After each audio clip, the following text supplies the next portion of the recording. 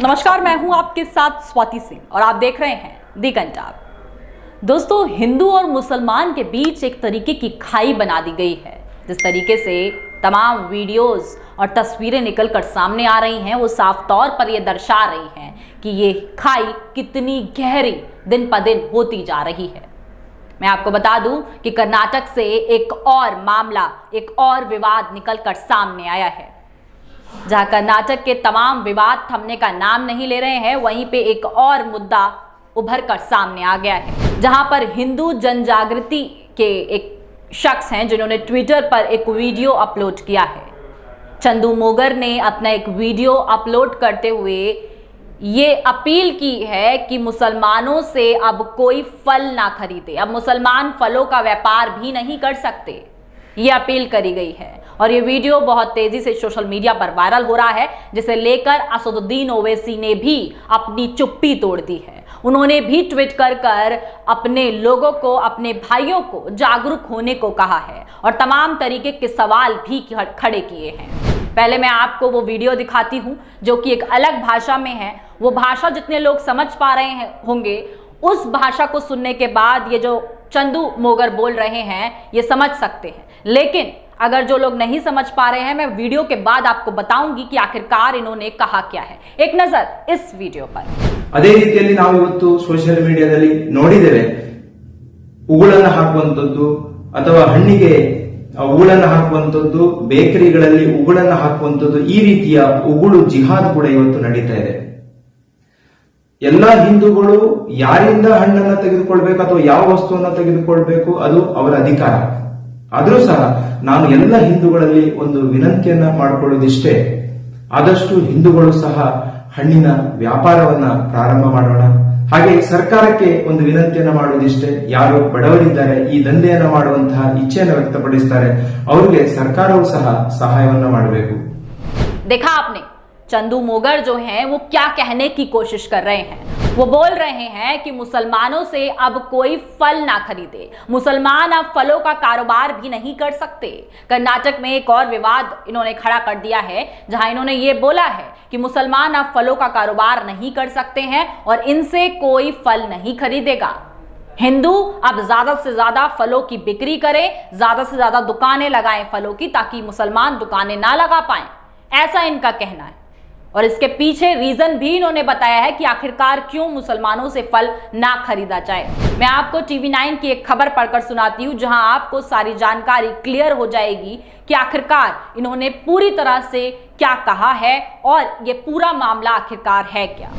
आप एक नजर इस TV9 की खबर पर डालिए, जहां पर हेडलाइन में क्या लिखा गया है, हलाल मीट फिर आजान और अब मुसलमानों से फल ना खरीदने की अपील, कर्नाटक में निशाने पर आए मुस्लिम फल व्यापारी।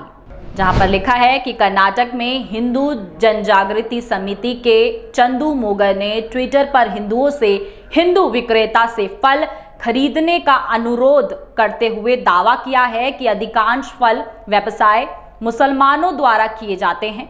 उन्होंने कहा है कि ये मुसलमान व्यवसाय जिहाद थूक रहे हैं। उन्होंने आगे कहा कि फलों के कारोबार पर मुसलमानों का अधिकार है, हम ये भी देख रहे हैं कि इसे बेचने से पहले वे फल और ब्रेड पर थूक रहे हैं।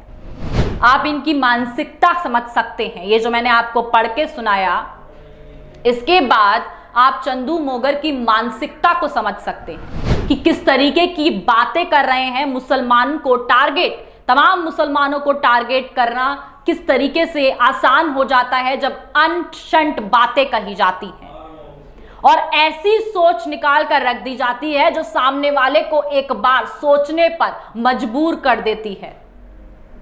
मैं आपको बता दूं कि ये आपने इनका वीडियो देखा, इसके बाद आपको एक अंदाजा लग गया होगा कि ये हिंदू मुसलमान की आग अब कब बुझेगी। ये बहुत बड़ा सवाल खड़ा हो जाता है कि ये आग अब कब जाकर बुझने वाली है, क्योंकि जिस तरीके से ये आग हिजाब से भड़की, हिजाब मामला हो या फिर मस्जिदों पर लाउड स्पीकर का बंद करवाना हो या फिर हलाल मीट की बात हो, और अब मुसलमान जो हैं अपना सीधा साधा व्यापार भी नहीं कर सकते हैं, फल भी नहीं बेच सकते हैं। और उसके पीछे का इतना बड़ा कारण बता दिया कि ये सब चीजों पर थूकते हैं और तब बेचते हैं। दोस्तों, आप ये मानसिकता को समझ सकते हैं और ये शख्स किस तरीके से हिंदू मुस्लिम को बढ़ावा दिया जा रहा है, और इस आग की चपेट में और तमाम राज्य भी आ रहे हैं। जिस तरीके से कर्नाटक में तमाम विवाद आए, उन विवादों के बाद आपने ये देखा होगा कि और राज्यों में भी इसकी आंच पहुंची है। चाहे बात यूपी की हो, यूपी के तमाम जगहों की हो, गाजियाबाद की हो, या फिर तमाम ऐसी जगहें जहां से ये मामले निकल कर आए, जो कि आपने देखा कि किस तरीके से नवरात्र के दौरान भी तमाम मीट की दुकानों को बंद कर दिया गया। आप देख सकते हैं, समझ सकते हैं इन तस्वीरों को, इन वीडियोस को देखने के बाद, इन खबरों को देखने के बाद कि ये जो कर्नाटक हॉटस्पॉट बना हुआ है, इसका वायरस कहां तक फैल रहा है। ये हिंदू मुस्लिम का वायरस अब तमाम राज्यों में फैलता जा रहा है। मैं आपको साथ साथ TV9 की आगे की खबर भी बताती हूं कि इन्होंने बोला है कि मैं सभी हिंदुओं से फलों के कारोबार में मुसलमानों के अधिकांश को खत्म करने में मदद करने का अनुरोध कर रहा हूं। ये मदद मांग रहे हैं। साथ साथ इसको लेकर असदुद्दीन ओवैसी ने भी ट्वीट किया है। एक नजर इनके ट्वीट पर असदुद्दीन ओवैसी क्या बोलते हैं। साफ तौर पर असदुद्दीन ओवैसी का आप ट्वीट देख रहे होंगे, उनका साफ तौर पर यह कहना है कि अब मुसलमानों को किस तरीके से फिर से टारगेट किया जा रहा है। अब ये लोग तय करेंगे, कुछ लोग तय करेंगे कि अब मुसलमान क्या बेचेगा और मुसलमानों से कौन क्या खरीदेगा। ये सब चीजें अब हिंदू संगठन के लोग तय करेंगे। साफ तौर पर असदुद्दीन ओवैसी कहना चाह रहे हैं कि ये जो अनटचेबिलिटी मुसलमानों के साथ की जा रही है और ये जैसा व्यवहार शुरू कर दिया गया है, इस पर उन्होंने बहुत बड़ा सवाल खड़ा किया है। असदुद्दीन ओवैसी हमेशा मुसलमानों के लिए अपनी आवाज खड़ी करते आए हैं, हमेशा उनकी ढाल बनते आए हैं, और वही वो आज जब उन्होंने देखा कि उनके भाइयों के ऊपर किस तरह अत्याचार हो रहा है, उन्हें जीने के सारे हक उनसे छीने जा रहे हैं, तब उन्होंने अपनी चुप्पी तोड़ दी है। आपने ये वीडियो देखा, असदुद्दीन ओवैसी का ट्वीट भी देखा, साथ साथ आपने ये तमाम ऐसे जो मामले निकलकर कर्नाटक से सामने आए जहां मुसलमानों की बेटियों को पढ़ने से रोका जा रहा है और अब उनसे जीने का अधिकार भी छीना जा रहा है। जीने का अधिकार मैं इसलिए बोल रही हूं क्योंकि आप अंदाजा लगा सकते हैं, जब मुसलमान अगर मीट बेचता है तो वो भी खराब है, गलत है, लेकिन जब वो अगर अपना नॉर्मल फल फ्रूट बेचता है तो अब उस पर भी सवाल खड़े कर दिए गए हैं। और जिन जिन लोगों का नाम मुसलमानों से जुड़ा होता है उन्हें भी टारगेट किया जा रहा है। जैसे कि हाल ही में हल्दीराम के ऊपर भी एक बहुत बड़ा टारगेट करके उभारा गया। तो आप समझ सकते हैं कि ये पूरा एक मास्टर प्लान चल रहा है। मुसलमानों को बॉयकॉट करने का कितना बड़ा प्लान किया जा रहा है, जहां की ये जो प्लानिंग है, मास्टरमाइंड जो है वो कर्नाटक से स्टार्ट हुआ है। क्योंकि आपको ध्यान होगा कि अब कर्नाटक में हाल ही में चुनाव होने वाले हैं और हिंदू मुस्लिम की इस आग में ये चुनाव पकेंगे।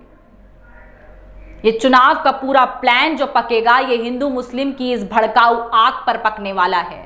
और आप सोच सकते हैं कि आने वाले टाइम में तमाम राज्यों का हाल कितना बुरा होने वाला है इस तमाम मामलों को लेकर। और अब ये जो कर्नाटक से नया फलों पर पाबंदी, मुसलमानों से ना खरीदने का जो मुद्दा निकल कर आया है, इस पर आप क्या सोचते हैं, आपकी क्या राय है, हमें कमेंट कर अपनी राय जरूर दें। और अगर अभी तक आपने हमारे चैनल को सब्सक्राइब नहीं किया है तो सब्सक्राइब करना बिल्कुल ना भूलें। तमाम जानकारी और खबरों के लिए हमारे साथ बने रहें और देखते रहें दिगंत टाप। धन्यवाद।